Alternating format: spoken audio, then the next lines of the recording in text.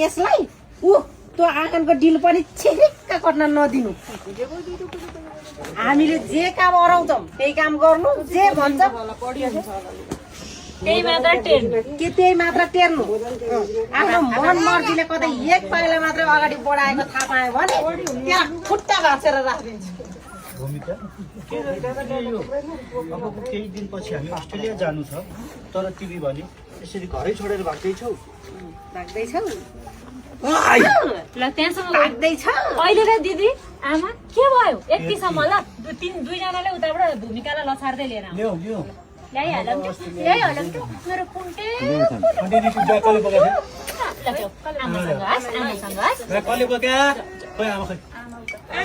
यो खेल्नु ल आउनु पर्यो तपाईँ।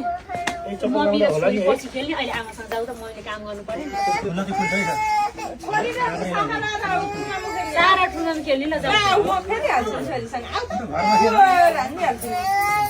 ल रेडी रेडी आऊ न।